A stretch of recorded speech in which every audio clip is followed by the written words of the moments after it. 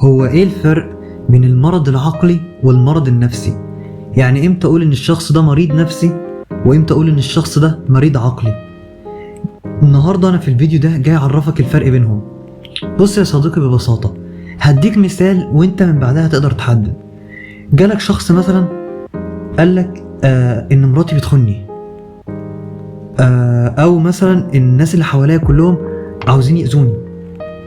طيب لو قالك ان انا عارف مثلا ان هي كويسة جدا بس انا دايما عندي شعور ان هي بتخوني بس هي كويسة، في الحالة دي ده بيكون مرض نفسي.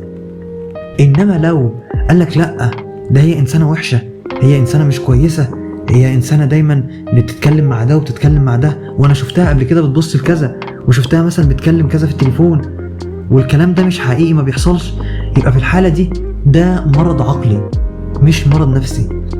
كذلك مع الناس، مثلا تلاقي يقول لك ايه، انا الناس كلها ما بتحبنيش، الناس كلها بتعاملني وحش.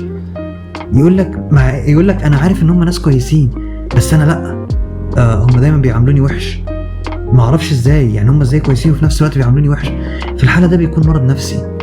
انما لا، قال لك لا، ده الناس كلها بتتكاتف عشان يوقعوني، هم لا، هم كلهم وحشين، ده بيراقبوني بيعملوا كذا وهم مش بيعملوا كده، ففي الحالة دي بيكون مرض عقلي.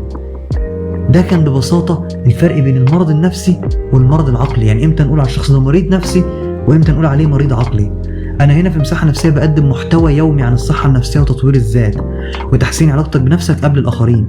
فلو حابب تطور من نفسك وتعلي من صحتك النفسية يبقى لازم تعمل فولو للصفحة دي، وما تنساش تعمل لايك على الفيديو ده وتشوف الفيديوهات اللي فاتت، ويا ريت تقترحوا عليا في الكومنتس او تراسلوني على رسائل الصفحة على مواضيع جديدة ممكن نتكلم عنها. وافتكر دايما ان في مساحة نفسية بنقول لك استمتع بوقتك يا صديقي.